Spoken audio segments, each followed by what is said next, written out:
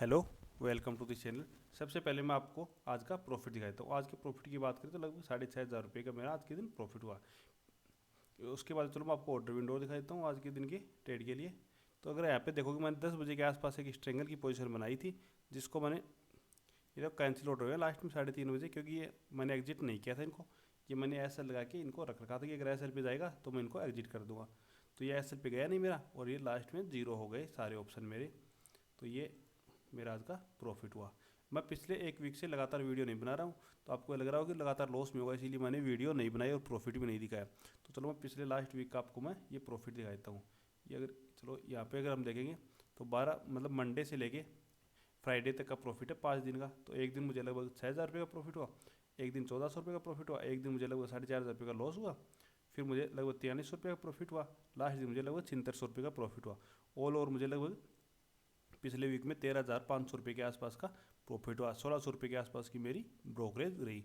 All over मुझे 15,000 का आसपास प्रॉफिट हुआ था। अभी चलो हम देखते हैं निफ्टी के अंदर कल के दिन कैसे काम कर सकते हैं। तो निफ्टी का चार्ट अभी ओपन करते हैं। तो निफ्टी अगर चार्ट की अगर हम बात करें तो आज के दिन वापस से उन्हें एक लाइफ टाइम हाई टच किया है निफ्टी ने।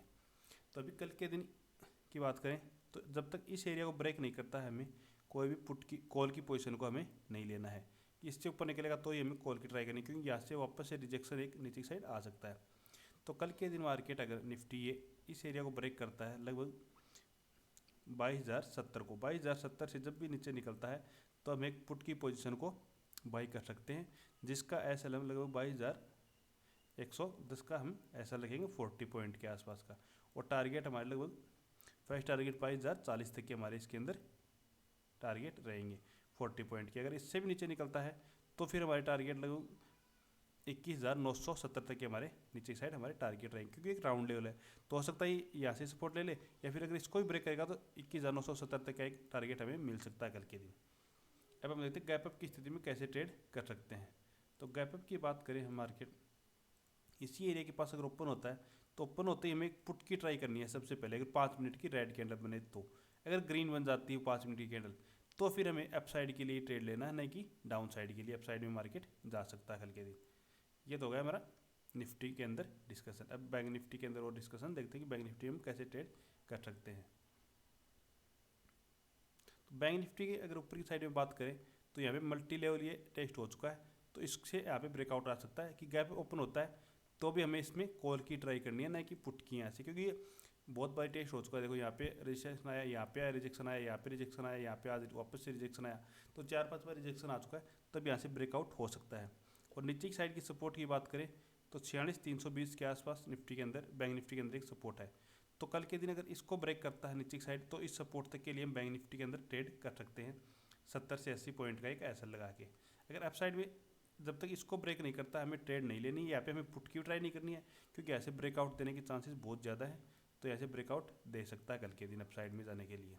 ये हमारा बैंक निफ्टी के अंदर डिस्कशन रहेगा।